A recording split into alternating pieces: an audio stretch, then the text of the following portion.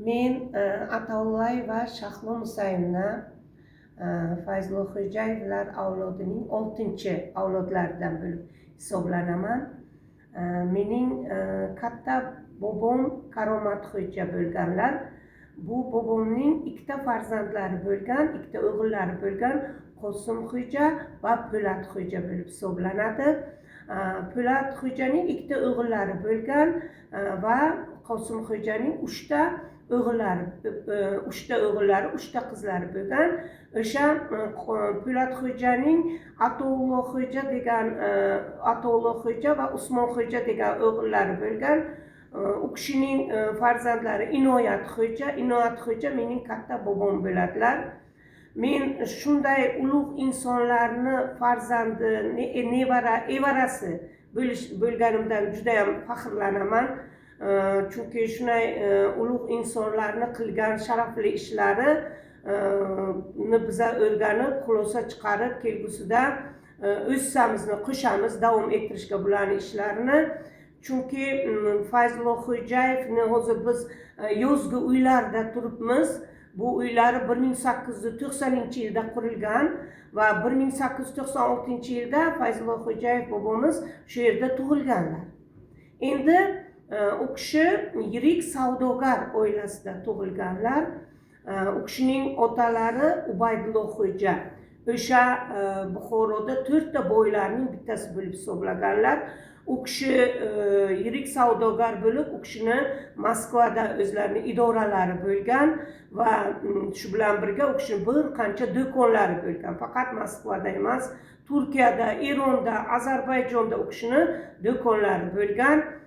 U kishining farzandlari Fayzullo Xo'jayev, bu kishi 96-yilda tug'ilgan bo'lsalar, 1896-yilda tug'ilgan bo'lsalar, 1907-yilda bu kishini Moskvaga o'qishga beradilar va o'sha yerda xususiy maktabda u kishi ana shu ya'ni savdo sirlarini o'rganish uchun, otalarini kasblarini davom ettirish uchun o'qishga beradilar. U kishi to 12-yilgacha o'sha yerga o'qiydilar va 12-yilda otalari o'sha vafot etganlaridan so'ng u kishi qaytib Buxoroda keladilar va Buxoroda u kishi otalari yo'llaridan bormasdan barcha o'sha o'zlariga tegishli boylikni o'sha paytda bilasizlar, chunki bizni Buxoromizda ahvol og'ir edi. U kishi harakat qiladilar, rivojlangan O'zbekistonni o'sha Turkistonni yaratish, yangi usuldagi maktablarni qurish borasida ko'pgina o'zlarini harakatlarni qiladilar. U kishi 1924-yilda dunyo xaritasidan O'zbekiston o'z o'rnini egallagandan keyin Fayzullo Xo'jayev O'zbekiston SSR Sotsialistik Respublikasi, ya'ni Sovet Sotsialistik Respublikasi deb e'lon qiladilar. Endi u kishini faxrlari shulardan iborat. U kishi yana shu bilan birga ko'pgina bolalarni, 100 dan ortiq bolalarni ana u kishi Germaniya bilan, Turkiya bilan shartnomalar asosida o'qishlarga uzatadilar. Maqsadlari ma'rifatli, madaniyatli, dunyoqarashi keng yoshlarni, ziyoli qatlamlarni targ'ib qilish edi. Shu asosda u kishi o'zlarining hisoblaridan, hattoki ularga pul o'tkazadilarki, ular boshqa joylarda ishlab o'zini o'sha bilimdan uzoq bo'lmasin, bilimni o'rganishi uchun ularga qancha o'zlari hisoblaridan pullarni o'tkazadilar. Shu bilan birga u kishi faqatgina 100 dan ortiq o'sha yoshlarni Germaniyada emas, 10 dan ortiq Turkiyada ham yoshlarimizni o'qishga yuboradilar. U kishi Buxoroda juda ham ko'pgina partiyalarni joriy qiladilar. Shu bilan birga Uchqun gazetasini ham muallifi bo'lib hisoblanadilar.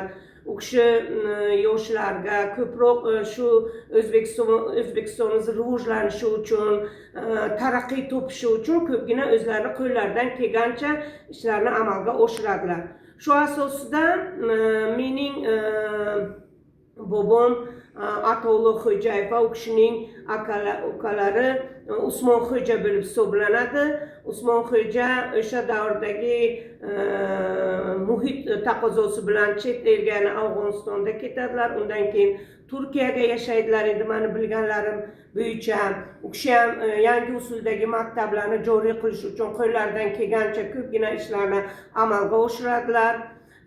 Hozirgi kunda u kishini uylari, u kishining o'g'illari Temurxo'ja amakimiz orqali qo'lga kiritildi va ular yoshlarimiz uchun jadidlar kutubxonasi etib tayinlanmoqda va shu asosda endi biza o'sha Fayzulxo'jayev buyuk jadid bu kishi 17 yoshlarida jadidchilik harakatida qo'shiladilar. 13-yilda 1913-yilda va ko'pgina ishlarni amalga oshiradilar va u kishining sharafli ishlarini biz hech qachon yodimizdan chiqarmaymiz va bizni bobomiz o'sha Inoyatxo'janing ko'pgina bizlarga qoldirgan, bizlarga o'sha aytgan voqealari asosida biz ko'p ma'lumotlarga ega bo'lganmiz. Chunki o'sha bobomizning aytishlari bo'yicha, ana shu yoki ana shu o'qishlarimiz bo'yicha Fayzulxo'jayevning ayollari Malikaxon, qizlari Viloyatxon, bular bu kishi 38-yilda qatag'on qurboniga uchraydilar. Undan keyin bularni boshlariga ko'pgina musibatlar keladi va bularni o'sha Sibirda surgun qilgan paytlar tortgan azob uqubatlari juda ham ko'p. Biz bu voqealarni eshitamiz va butun avlodlari to'rt tomonda tarqalganliklari, hayot taqozosi bilan bir-birlarini ko'rishga qo'rqqanlari, o'sha davrdagi qatag'on siyosati butun xalqimizni o'zligidan, o'zini shu fikridan, erkinligidan mahrum etganligi bizani ko'p ta'sirotga soladi. Chunki Fayzulxo'jayevning ham birdan bir muhim ishlari shu demokratiyaga asos solish bo'lgan. Bu kishini ham o'sha ijobiy ishlardan biri bo'lib hisoblangan. Shular haqida endi onamizning aytishlari bo'yicha bizning bir Rahimxon degan amakimiz bo'ladilar. Bu kishi Toshkentda bo'ladilar.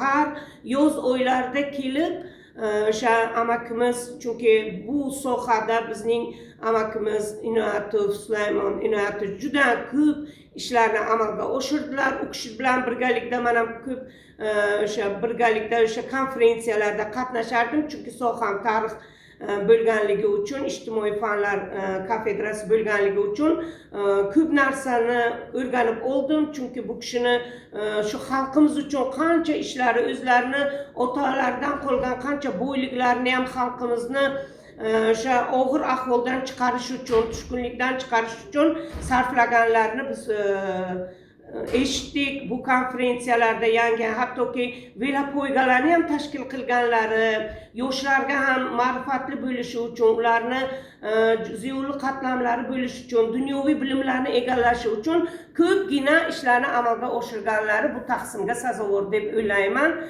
Chunki o'sha 69-yilda onamizning Xolbegim To'rayevani aytishlari bo'yicha 69-yilda amakimiz farzandlarini o'sha to'y qilgan paytlari bobomiz bilan birgalikda bizni onamiz Toshkentga ketadilar va o'sha Toshkentda hammalari qarindoshlar Buxorodan borib yig'ilib o'tirgan paytida o'sha yerda bir qora Volga bilan u kishining qizlari Viloyatxon kirib keladilar va onam deydilar, bir Buxoro xotinlarga xos qarachadan kelgan bir ayol, juda ham salobatli ayol deb tasvirlaydilar.